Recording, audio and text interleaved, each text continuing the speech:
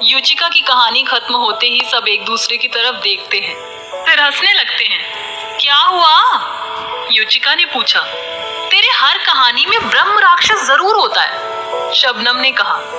ऐसा नहीं है, युचिका ने मुंह बनाकर जवाब दिया। अच्छा आप बताओ अगली बारी किसकी है? आसिफ ने पूछा। योजन कहता है, चलो मैं सुनाता हूँ एक ट्रेन का सफर। विशाल नामक 40 वर्षीय व्यक्ति 7 माह के बाद अपने भरे पूरे परिवार में लौट रहा था। विशाल शहर से बाहर नौकरी करता था। 7 महीने का अपना पूरा पैसा इकट्ठा करके वो अपने घर लौट रहा था। उसके परिवार में उसकी पत्नी थी और 2 बच्चे। विशाल रेलगाड़ी से अपने घर का सफर तय कर रहा था। रात काफी हो चुकी थी। ट्रेन में सवार सभी लोग अपनी अपनी बर्थ पर सो रहे थे, मगर विशाल की आंखों में नाम मात्र को नींद नहीं थी। उसका सबसे बड़ा कारण उसे घर जाने की खुशी थी। घर जाने की खुशी में विशाल को नींद नहीं आ रही थी। विशाल के अलावा एक व्यक्ति ऐसा और भी था जो सोया नहीं था। उसकी बर्थ के सामने वाली बर्थ पर ही वो व्यक्ति बैठा था।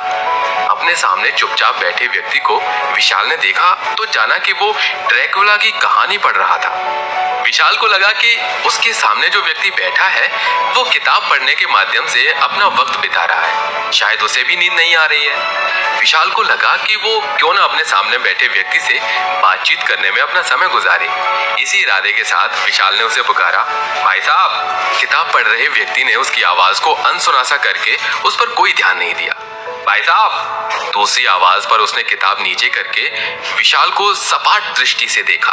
उसके चेहरे पर भी सपाट भाव ही थे। इस बार विशाल तनिक संकोच के साथ बोला, मैंने आपको डिस्टर्ब तो नहीं किया?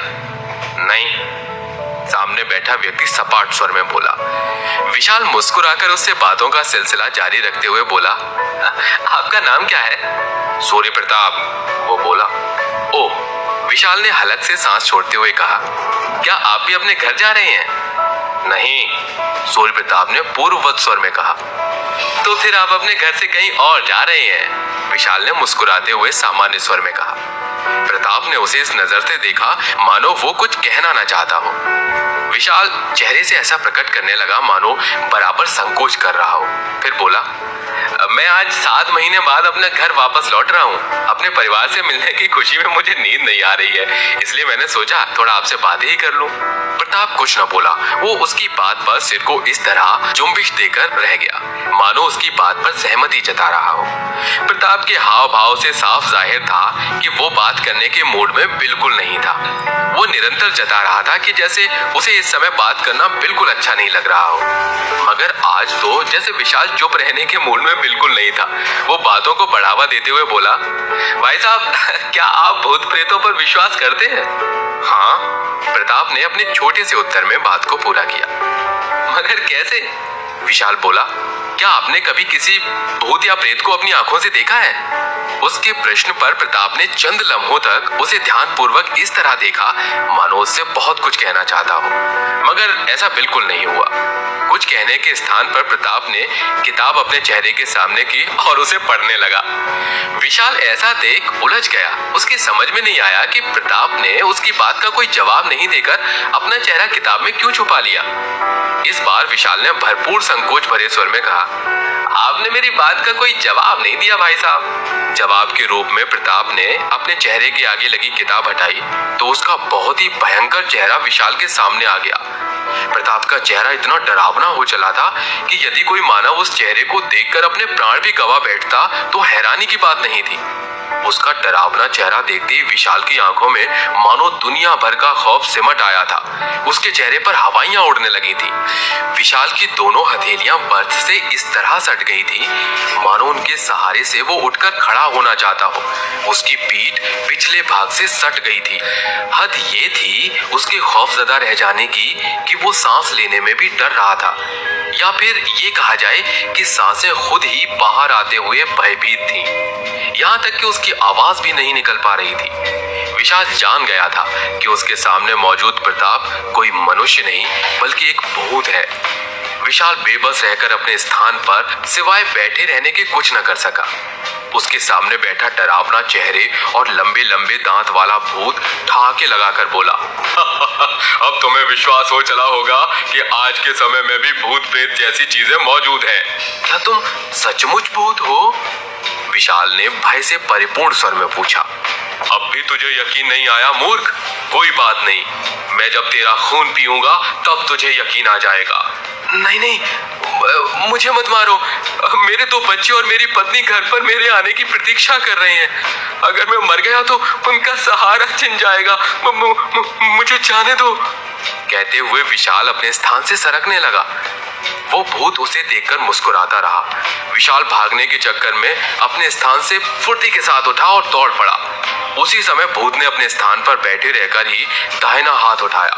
उसका हाथ लंबा हो गया। वहीं बैठे रहकर उसने भाग रहे विशाल की गर्दन पकड़ ली और उसे अपनी तरफ घसीट लिया। विशाल चिल्लाया, बचाओ बचाओ! उसकी पुकार सुन रेल में सवार सभी यात्री उसके पास चले आए। विशाल ने देखा कि उसके पास आए सभी यात्रियों के चेहरे भी बहुत डरावने हो चले हैं। अब उसे ये समझने में ज्यादा वक्त नहीं लगा कि ट्रेन में सवार सभी यात्री भूत हैं। पूरी रेलगाड़ी भूतों से भरी थी। आहिस्ता आहिस्ता विशाल को चारों ओर से भूतों ने घेर लिया।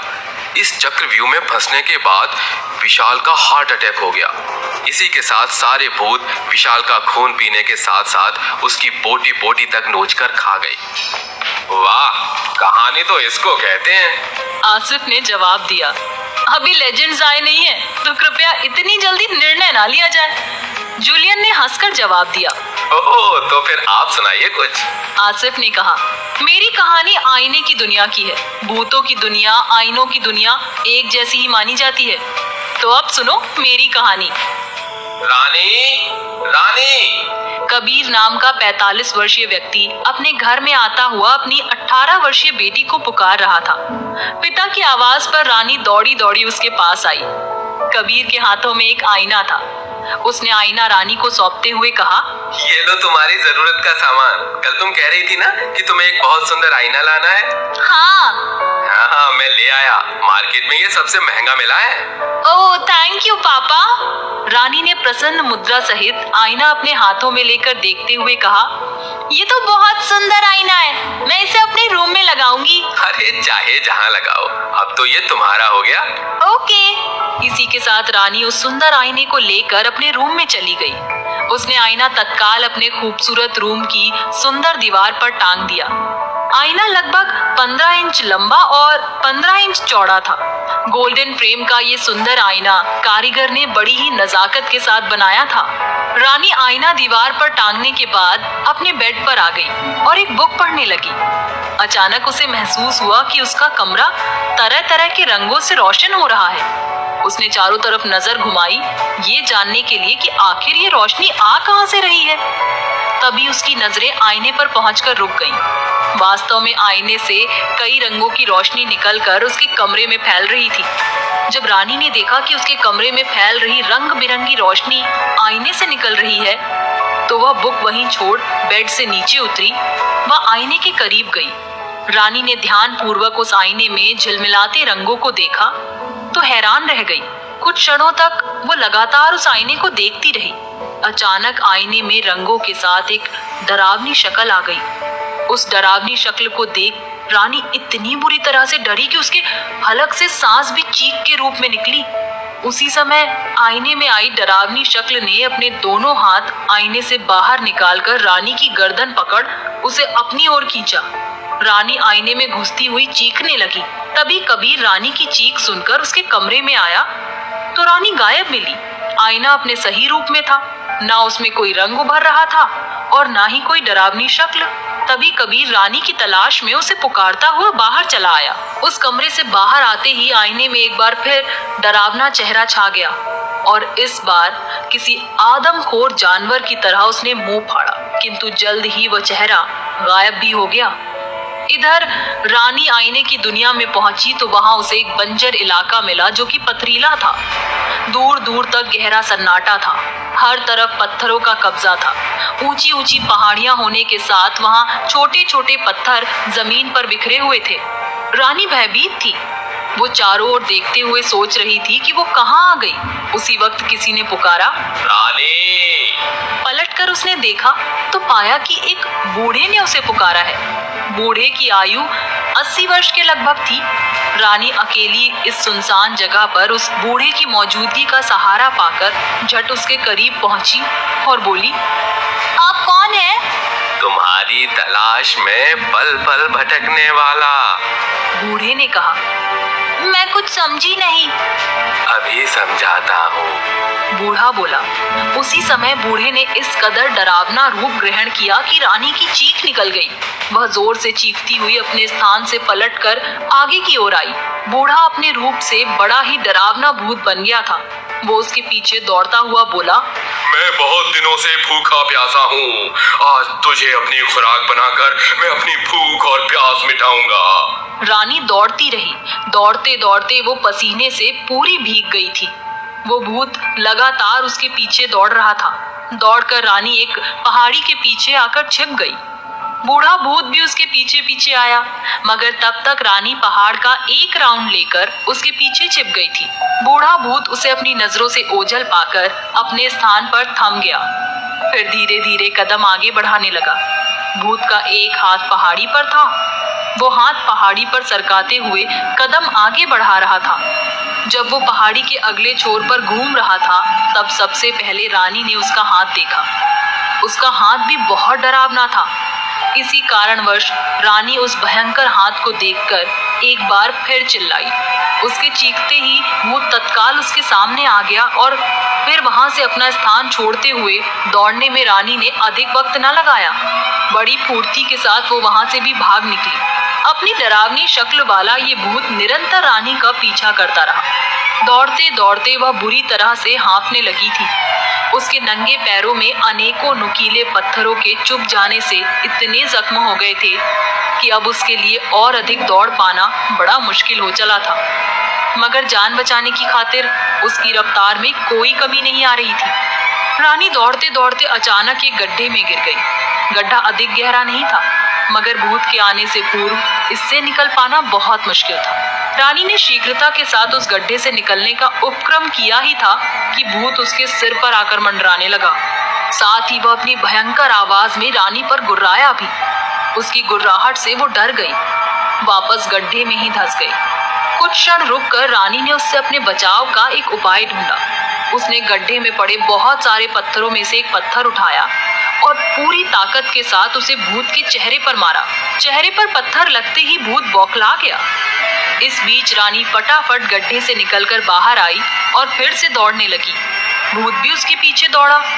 इस बार रानी और तीव्रता के साथ दौड़ रही थी। उसने पीछे पलटकर भूत को देखा तो आगे आई एक शैतान की मूर्ति से वो टकरा गई।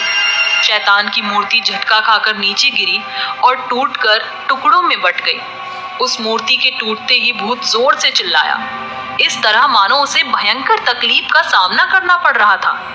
रानी ने अपने स्थान पर रुककर भूत को देखा। शीघ्र ही रानी ने वो भयंकर दृश्य देखा, जिसे देखकर वो डर भी गई, मगर उतनी ही राहत भी महसूस करने लगी। उसने देखा कि भूत एटम बम की तरह फटा और चीथड़ों में बिखरकर हवा में उसके जिस्म के ढेरों टुकड़े लहरा गए।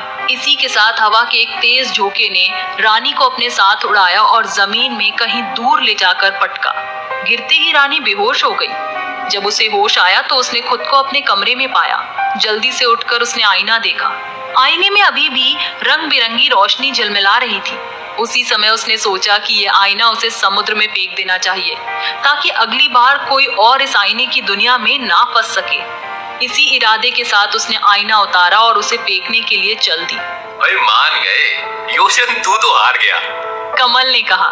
आसिफ भी हंसकर बोला, इतनी जल्दी नहीं, अभी तो मैं और शबनम बाकी हैं। जीत का जश्न इतनी जल्दी मत मनाओ, शबनम ने कहा। तभी वहां पर योजन की माँ मिसेस सक्सेना आ जाती है। तुम बच्चों को सोने नहीं जाना? मिस सक्सेना ने पूछा। अभी नहीं मम्मी, थोड़ी देर बाद जाएंगे, योजन ने जवाब दिया। ठीक है, तो फिर मैं तुम लोगों का खाना यहीं भिजवा देती हूँ। इतना कहकर मिस सक्सेना चली जाती हैं। सभी लोगों के लिए खाना आ जाता है और सभी कहानियां रोककर खाना खाने में बिजी हो जाते हैं।